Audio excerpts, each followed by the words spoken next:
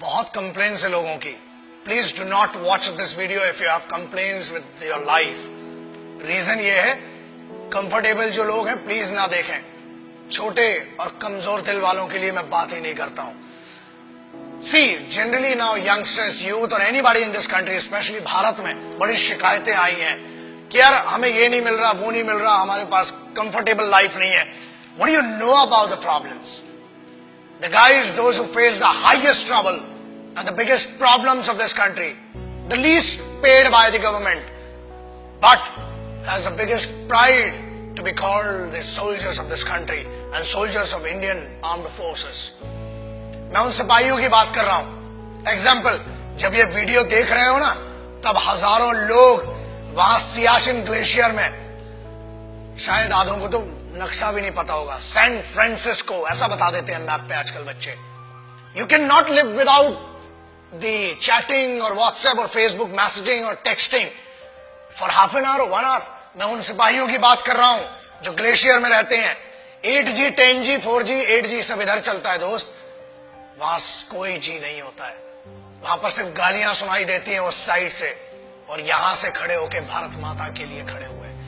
Remember one thing, they are not there. They are not fighting for this country only because they hate the enemy. वो इस देश में रहने वाले लोगों से बहुत मोहब्बत करते हैं, इसलिए वो वहां पर है. They are not there for the payment which is given to them. They are not there for the privileges which are not given to them. Privileges are given to you. The facilities are given to you. फिर भी इतनी complains. अरे पानी गिर गया, हम college नहीं जा पाएंगे, ये हो गया. बहुत कंप्लेन्स है माँ बाप से इन बच्चों को. Remember that.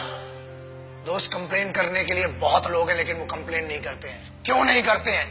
Because they are fighting for this land, they are fighting for this country, they are fighting for that emotion of freedom, they are fighting for that emotion which belongs to you, which doesn't belong to them. वो एक sense of responsibility, sense of security आपको देने के लिए रात भर खून में खड़े हुए हैं.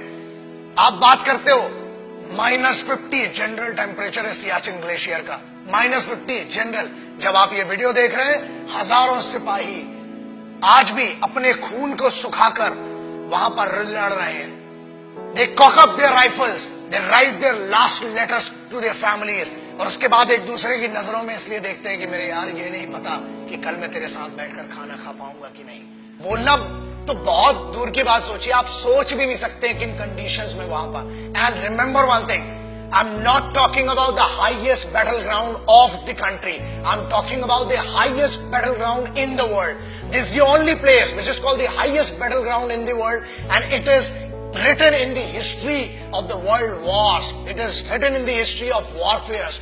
जहां लोग श्वास नहीं ले सकते ना, लोग कहते हैं कि हमने 50 या 500 मीटर की दूरी पर या ऊंचाई पर लड़ा है.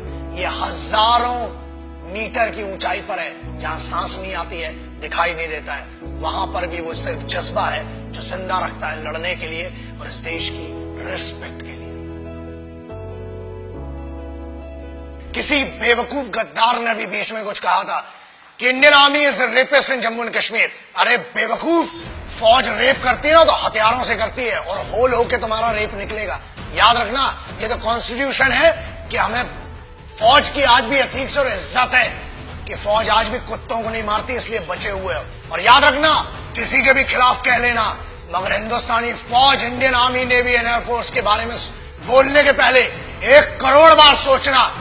क्योंकि याद रखना, अगर फौज रेप पे आ गई ना तो तुम्हारी रूह का रेप होगा. Indian army does not rape. Army, navy, air force, they protect your women, they protect your sisters, because they consider every woman and every young woman as their sisters and mothers. That's why you are protected. बोलना बहुत सरल है और बहुत दम है, बहुत खुजली है, बहुत गर्मी हो रही है ना.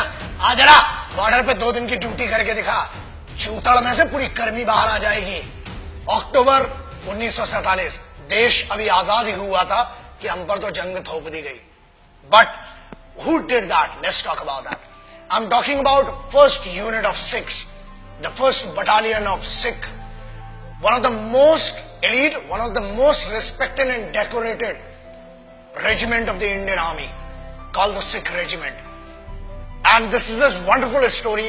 The guys whom I'm talking about, the finest warriors, the finest Khalsa warriors, वो खालसे थे जिन्हें एयरलिफ्ट किया गया था 1947 में जब लश्कर ट्रूप्स ने अटैक किया था हमारे ऊपर. And they were the guys which were led by a Muslim commanding officer. That makes me feel that pride of being an Indian. एक ऐसी सिखों की पूरी पलटन जिसे एक मुस्लिम कमांडिंग ऑफिसर ने लीड किया. And this has gone in the history of Wars. दुनिया में कभी भी इतना खतरनाक ऑपरेशन नहीं हुआ और उस सिख रेजिमेंट ने they protected the guys. And whom did they protect? The bigger question is that.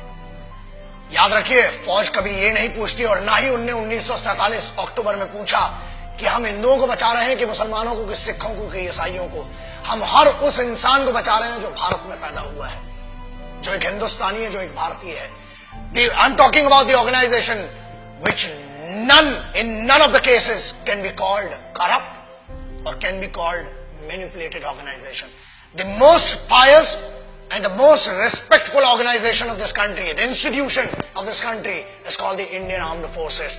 So that's why I always say respect our forces because they are the actual protectors and actual sons of this country. Jai Hind, Vande Mataram.